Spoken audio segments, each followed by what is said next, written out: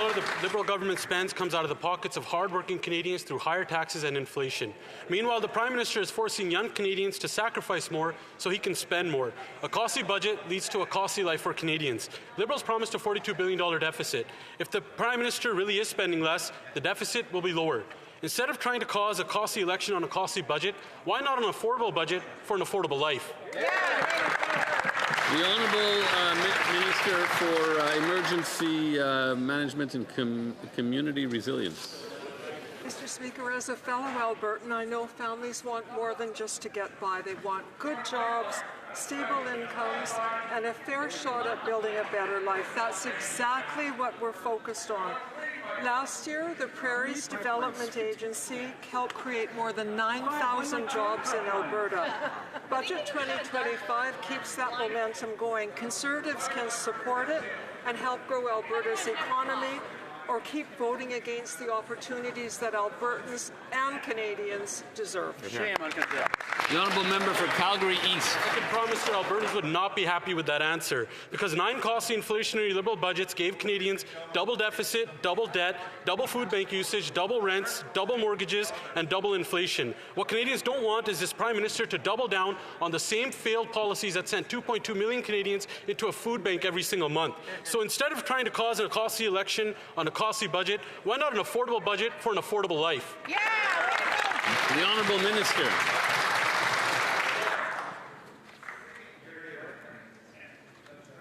Mr. Speaker, Mr. Speaker, Conservatives keep talking and talking and talking about affordability. But when it comes to vote, they oppose the very measures that create jobs and strengthen local economies.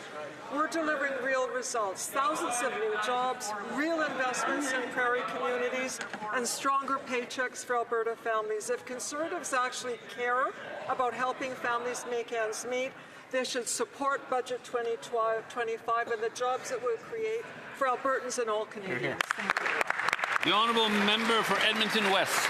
Speaker, every dollar this government spends comes out of the pockets of Canadians at higher taxes and higher inflation. The Prime Minister is giving billions to Liberal connector insiders with consultants, and yet at the same time is telling young Canadians they have to sacrifice more. He's promised to cap spending at a 2% increase, but he's actually growing it by 8%. And who is paying for this inflationary spending? It's the 2 million Canadians lining up at food banks every month. So instead of trying to cause a costly election on a costly budget, why not deliver an affordable budget for an affordable life? The Honourable Secretary of State for Seniors. In fighting food insecurity, Mr. Speaker, seniors being able to access the benefits that they're entitled to. That's why we're going to make it easier for 1 million lower-income Canadians to access the benefits that they've worked so hard for with automatic tax filing. We're going to make sure that Canadians, especially older Canadians, keep their hard-earned money with the first national anti-fraud strategy. And what does Alma from Marathon, Ontario say about the strategy? Great news, yet again, by our amazing government.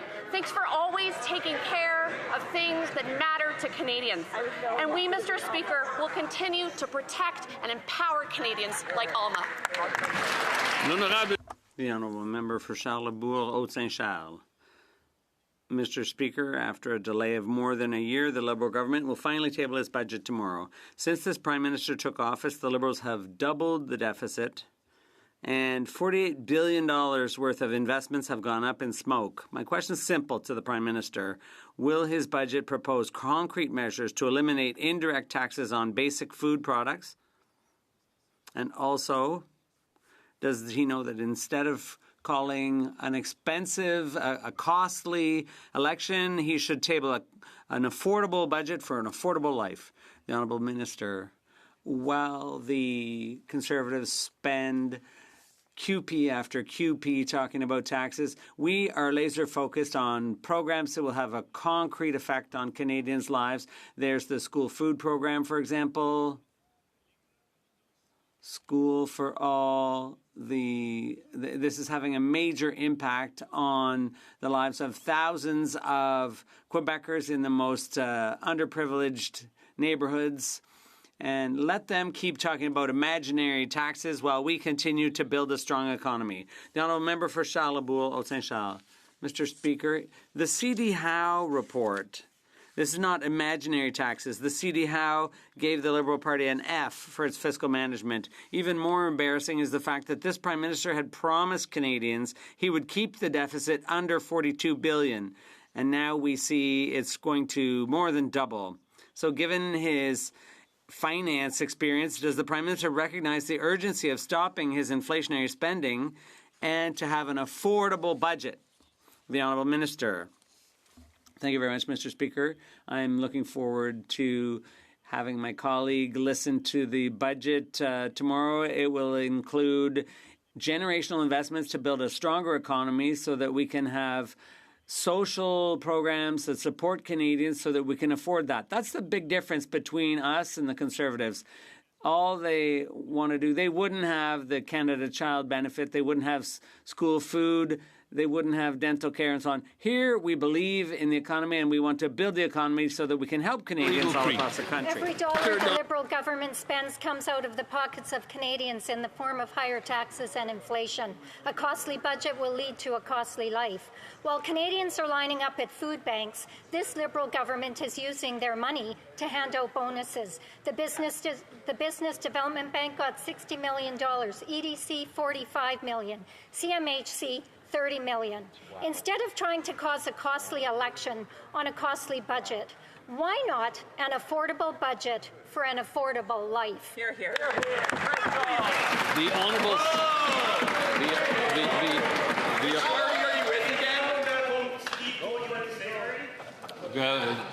Please, order, members, order. The Honourable Secretary of State for Rural Development. Merci beaucoup, Monsieur. Thank you very much, Mr. Speaker. Weeks, Mr. Speaker, I've been trying to learn French, but I want to say to the people of Canada, when we see a lot of measures that we're undertaking as a government to make life more affordable, we see opposition from the opposition on really good measures, Mr. Speaker. So I've learned in English to say, you are the problem, and in my native language of Cree, and now I've learned in French, tu es le problem. You are the problem. Because the bottom line is...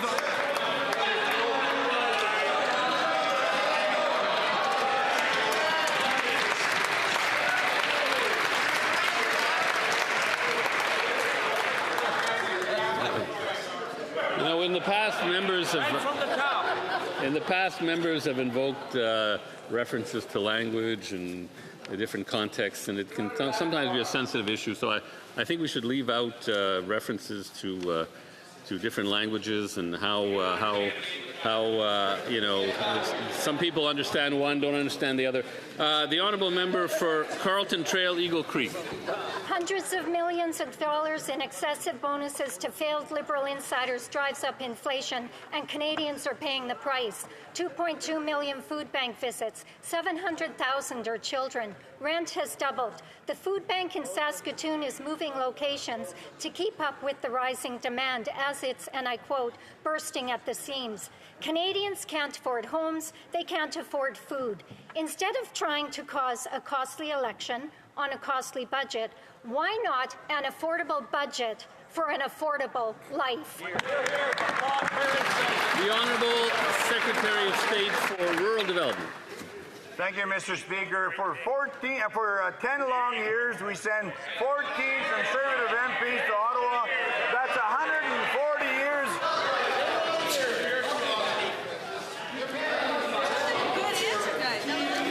We're going to have to start from the top on that. I mean, there was nothing provocative in the Secretary of State's answer. I don't know why it was generating so much reaction. The Honourable Secretary of State from the top, please. Thank you very much, Mr. Speaker. For 10 long years, we sent 14 Conservative MPs to Ottawa. That's 140 collective years that they have not stood up for Saskatchewan, nor voted for any positive members to help with the affordability issue across this country, Mr. Speaker.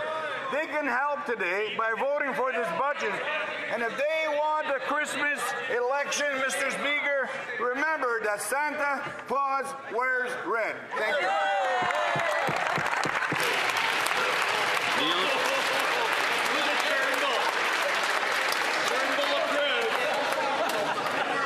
The honourable member for Leduc-Wetaskiwin. Let's remember that Santa Claus isn't spending taxpayer dollars, Mr. Speaker. Mr. Speaker, every single dollar the Liberal government brags about spending comes from the pockets of hardworking Canadians in the form of higher taxes and inflation. While Canadians line up at food banks in record numbers, their own money is being used by this Liberal government to hand out hundreds of millions of dollars in executive bonuses. Point in case, last year, 100% of Via Rail executives got bonuses averaging $110,000. Wow. This is incomprehensible and irresponsible. Instead of trying to provoke a costly election with another costly Liberal budget, why not an affordable budget for an affordable life for all Canadians? The Honourable Minister of Jobs and Families. Speaker, what Canadians expect of us is to invest in them, to invest in their families, to invest in the futures of their children, and that's exactly what this budget will do, Mr. Speaker. It will make sure that not only are we creating the jobs of today, but we're creating the jobs of tomorrow, and we're ensuring that young people have the skills to get those jobs in partnership with unions, with the Canadian building trades, Mr. Speaker, to make sure that everybody has a fair chance. That's what Canadians expect, and that's why they trust us, Mr. Speaker. Member for Leduc-Wetaskiwin. Mr. Speaker, in 2015, the New York Times reported that Canada had the richest middle class in the world. Just a decade later, our country is in an economic tailspin. Do you know what happened in 2015, Mr. Speaker? This Liberal government took power, and many of their current ministers, including the finance minister, were elected. And here's where we are today. During an epic housing crisis, 99% of CMHC executives got bonuses, averaging $43,000. How is that okay? How is it that Canada, under their watch, went from the richest middle class in the world to a country where many middle-class Canadians can't afford housing? Hear, hear. The Honourable Minister. Mr. Speaker, do you know what else happened since 2015? 400,000 children have been lifted out of poverty through the Canada Child Benefit. 22 million Canadians this year will receive a tax credit. Mr. Speaker, we are working with Canadians on the things that they have told us are a priority. That's why Canadians trust this Liberal government. That's why they deeply distrust the Conservative Party of Canada. Member for Saskatoon West. Mr. Speaker, every dollar the Liberal government spends comes out of the pockets of Canadians in the form of higher taxes and inflation. At CMHC, executives each receive bonuses of $43,000. Even more ridiculous, Via Rail executives got $110,000 each. While the Liberals reward insiders, they're asking young Canadians to sacrifice more, driving many of them to food banks. In Saskatoon, food bank usage is up 49% over pre-COVID levels, with children accounting for 38% of those users. Instead of trying to cause a costly election on a costly budget, why not an affordable budget for an affordable life? The Honourable Minister for the Environment and Climate Change. Mr. Speaker, it's just so tiring to hear from the members opposite how they are against everything, including anything that includes fighting climate change. But you know what they should be for, and that I hope that they will support when they're looking at our budget? They should be looking at a national school food program that helps support young people when they're in schools. They should be there to help support Canadians. That is what we do on this side of the House. We shouldn't be always hearing from them and how they're against everything. Let's hear something positive. Let's hear a positive vote on the budget.